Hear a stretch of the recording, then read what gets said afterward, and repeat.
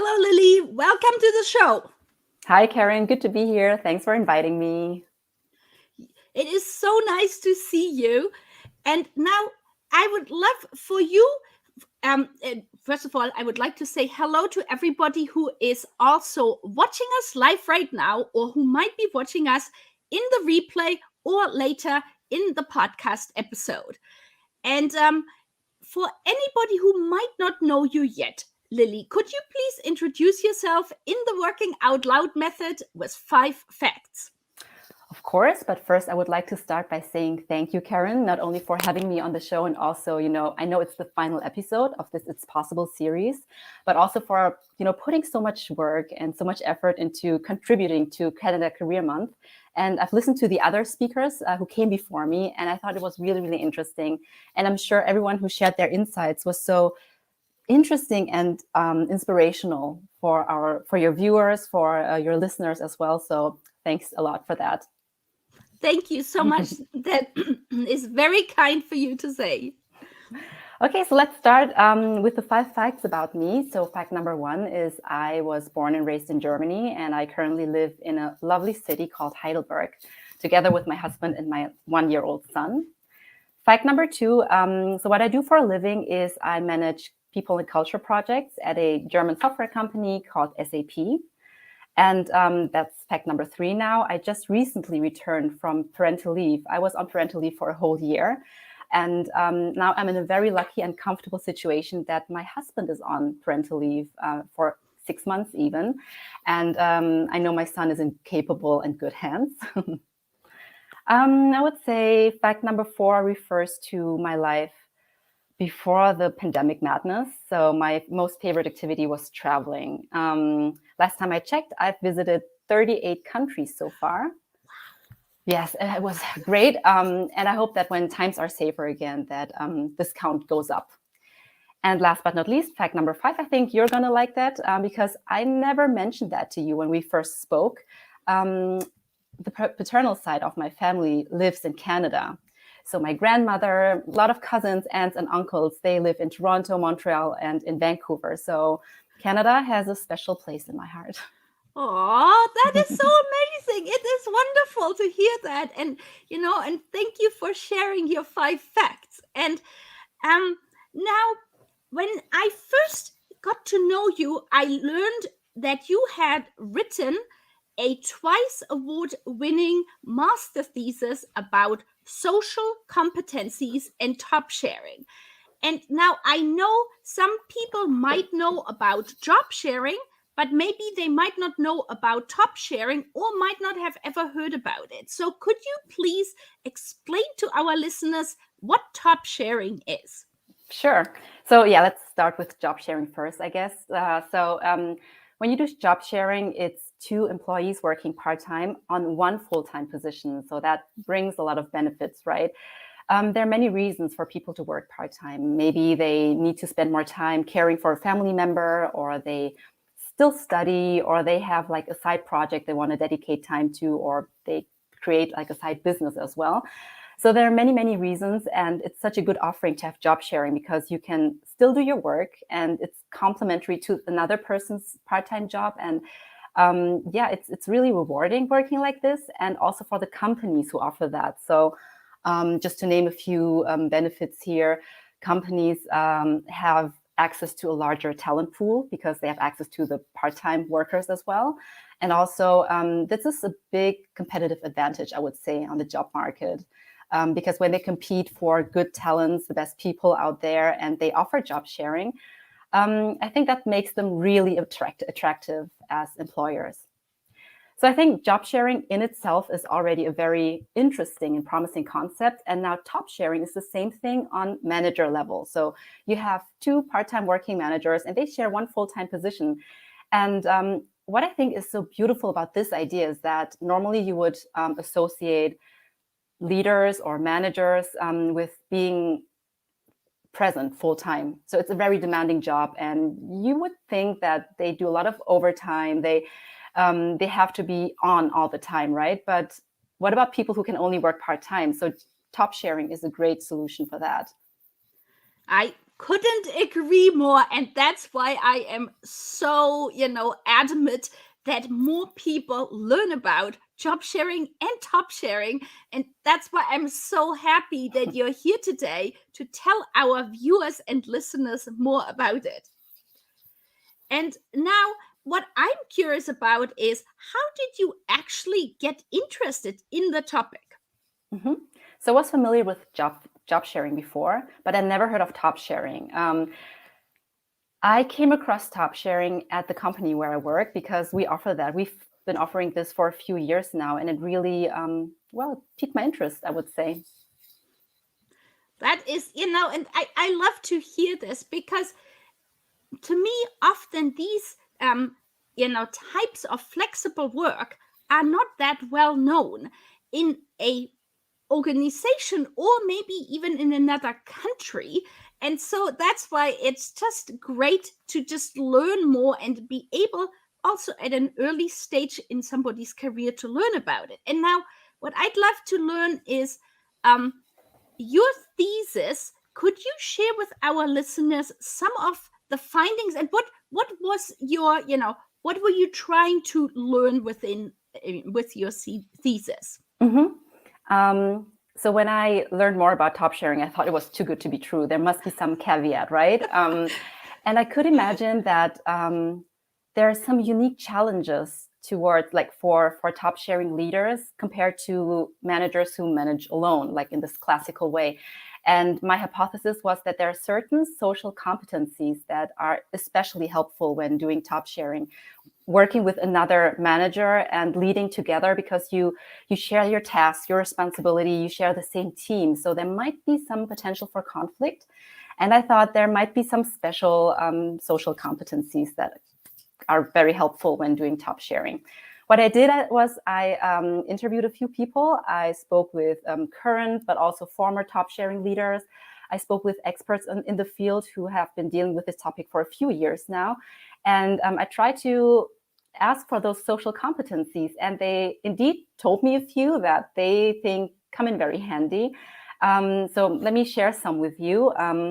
Like one category, I think it's easy to imagine that it's going in the direction of social, like very social oriented competencies. Like if you're a good listener, if you're an empathetic person, or if you're a person who puts other people's needs and interests on top of yours, that does help in top sharing when you lead with together with another person.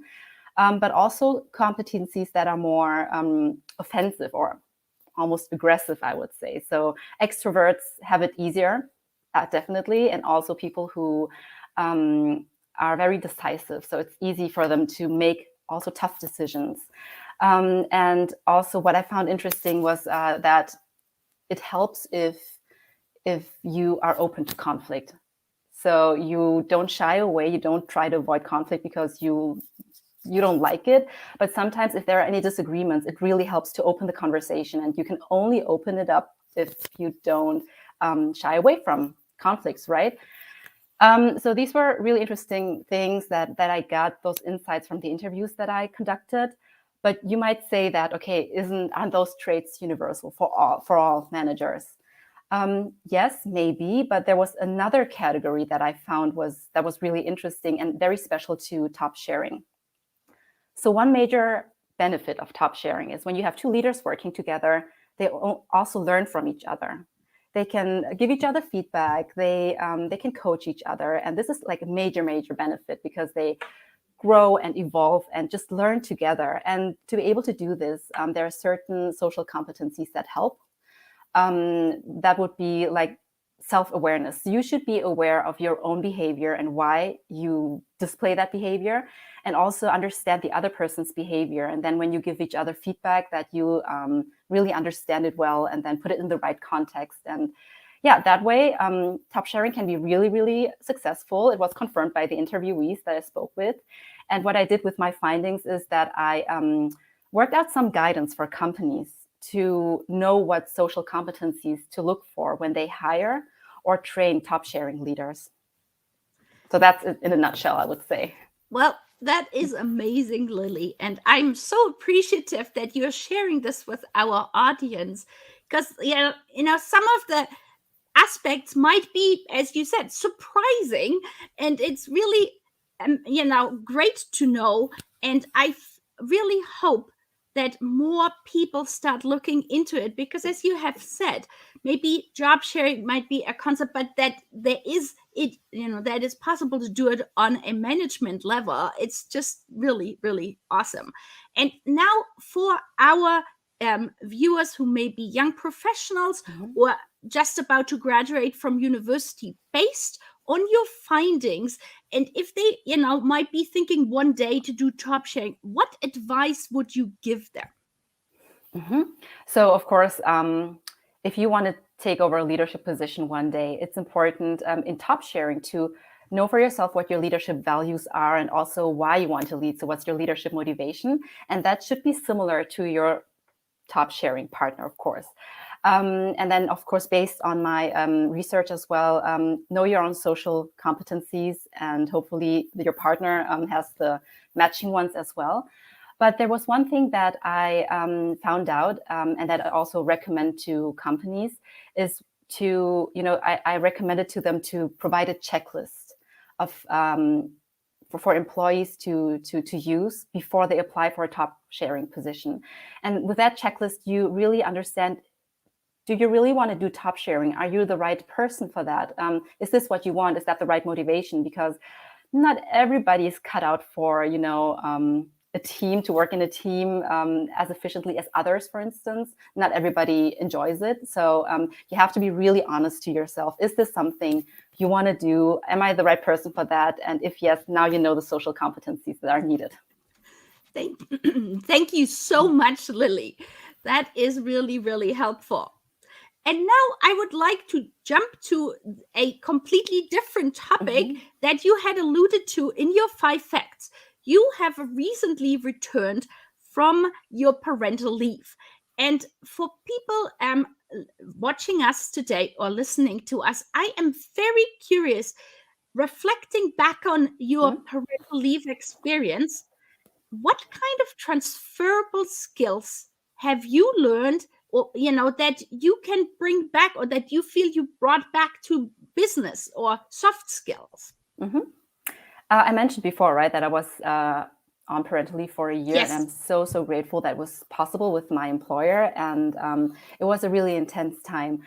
But before I can answer the question, I think I have to tell you first about myself. Like, I'm a very organized person. I love structures. I love making lists and plans and executing on them and setting goals for myself and reaching them. It's so much fun. It's part of my personality, I would say. But then with a newborn, you just learn about a different side of life. So the first months as a mom, I really had to learn to improvise and to embrace unexpected situations. I think making midterm or long-term plans with a newborn, it's almost always doomed to fail. It's really difficult. And I remember I had times where I thought, oh my God, everything that I've experienced in my professional life so far has not been this demanding or challenging. And it was a great learning for me. So I learned to, be ready or just embrace those unpredictable situations and play it by ear, trust my gut feeling. And I did that. And it turned out that everything worked out just fine. And it was a big learning for me. And now that I'm back at work, I returned 2 months ago.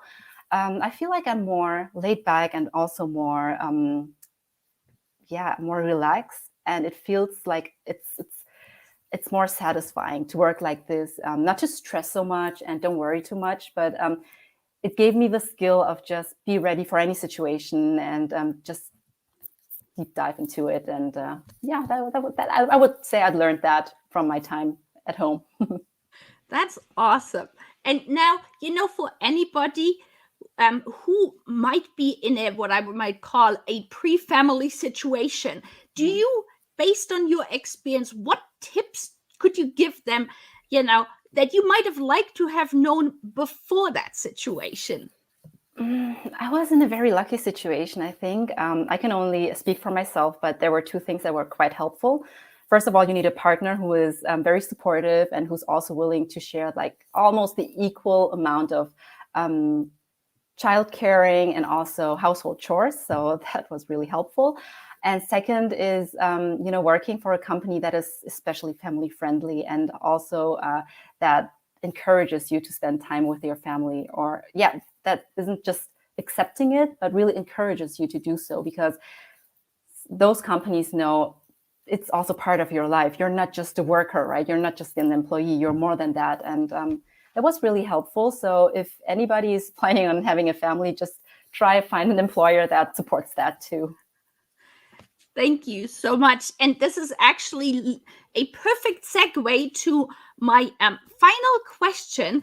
And, from your own experience, somebody who might be looking to apply for their first position, what kind of tips would you give them based on your own experience?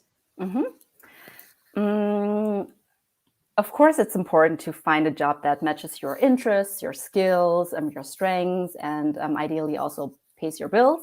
But I think in the long run, it's really important to find a company with the right culture, because that makes you stick around longer. If it's like an appreciative culture, if it's open, if it's really people-centric, that really does help a lot. And I always recommend other people who are go into job interviews when when they're done answering the questions of the interviewer, and then it's their turn to ask their questions. Slip in some questions to find out more about the company culture. So, for instance, it could be something like, how do you support and motivate your team? Or in this company, how and when do you give feedback and how do you receive feedback? But I used to work as a recruiter before for many years, and I received this really, really interesting question from a candidate, and it was really, really great. They asked me, tell me, why do you enjoy working at this company? And I love that, because I got to talk about the culture here, and it seemed like that person was really interested in who we are and how we work here. And that was definitely something that I would advise younger people who are looking for their first job. Look at the culture as well. These are great tips and advice. So thank you so much. Now, because our theme is It's Possible, I've asked all my guests if they could please, have a It's Possible statement for our show. So do you have an It's Possible statement? I actually do. And it's also related to job sharing, top sharing, being a parent. So I think if you're in the right environment, also in the right company culture that is open, that is supportive, and also if you surround yourself with supportive people, I think it's possible to work part-time but still have it all. That is awesome. Thank you. And now, is there anything that we haven't covered today that you would like to share with our audience? Well, I'm just glad that you create this platform for people like us to talk about topics that might not be on the agenda of people, on the radar, that are not so obvious, especially for young professionals and also for graduates. I never thought about job sharing when I graduated like 10 years ago. And it's always good to get those insights from people who are knowledgeable of this topic. And I just think that it's great to keep an open mind here. And I think that's really helpful that you offer this platform for that. Thank you so much. And now, how can people find you on social media, Lyly? Well, obviously, you can find me on LinkedIn. Just contact me if you have any questions. You can also find my thesis, my research on top sharing that I published this year. It's in German, though. But if you don't speak German, if you have any questions, just feel free to touch base with me via LinkedIn. Then I don't know, Karen, I can share my link to the thesis with you. Maybe you can put it in the show notes or something. Yes. So the audience can find it there as well. Absolutely. I will definitely do this. Thank you so much. Yes. And it's been such a wonderful time talking to you. And as it is the final episode for the Career Months, I'm really glad, as you had said, that young professionals have had the opportunity to learn from so many professionals across so many different topics. And one of the reasons I created this is exactly what you said. I wish when I was much younger that I would have thought and heard much more about different parts to a job search that I honestly never thought about. And so I've been super appreciative that, everybody was willing to talk and share their insights. So thank you so much, Lyly, that you were able to share about top sharing, about job sharing, and your experience coming back after parental leave. Thank you so much, Karen. It was a lot of fun, and it's always a pleasure working with you. Thank you. So what I will do is, as we are saying goodbye, I will put in the link to the podcast, because in a few weeks our episode will be in a podcast episode. So for people who might be walking and or pushing a kid in a stroller, could be listening to us talking about top sharing. So thank you so much, Lyly. Sounds great. Thanks, Karen. Goodbye. Bye.